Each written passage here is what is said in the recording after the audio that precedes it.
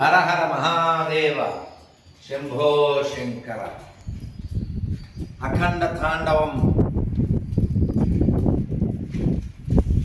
ఖండితమైన భారతంలో ప్రతి హిందువు, ప్రతి భారతీయుడు ఎలా ఉండాలని మనకి చెప్పడానికే, మన బాధ్యతను విస్మరించకూడదని చెప్పడానికే అఖండ సినిమా వచ్చింది. ఆ భావనే మాకు కలిగింది ఆ సినిమా చూసినప్పుడు. అఖండ 2 అద్భుతంగా మన బాధ్యతను గుర్తు చేస్తుంది. మీరు పార్టీలు, కులాలు, ప్రాంతాలు పక్కన పెట్టి ఇది నా దేశం, ఇది నా ధర్మం అని దృష్టిలో పెట్టుకుని ఇటువంటి ఏ సినిమా అయినా సరే ప్రోత్సహించవలసినటువంటి బాధ్యత మన మీద ఉంది.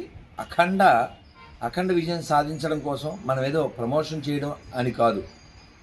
అది ఏ సినిమా అయినా మనం చాలా దేశభక్తి, దైవభక్తి సంబంధించినటువంటి ఏదైనా మనం రక్షించుకోవడానికి, మనం కాపాడుకోవడానికి, మన ధర్మం విషయంలో, మన సాంప్రదాయాల విషయంలో మనం ముందుకెళ్ళడానికి ఇదొక మనం చేయగలిగే పని, మన చేతిలో పని. కాబట్టి ప్రపంచవ్యాప్తంగా ఉన్న హిందూ బంధువులారా, బోయపాటి శ్రీను గారి డైరెక్షన్లో నందమూరి బాలకృష్ణ నటించినటువంటి అఖండ 2 మనం చూడడం as a Hindu, as a Telugu అది దృష్టిలో పెట్టుకోండి. ఇంకా ఆల్రెడీ చెప్పాల్సింది చెప్పాను. భారత్ మాతాకి జై, అఖండ భారత్కి జై. జై శ్రీరామ్.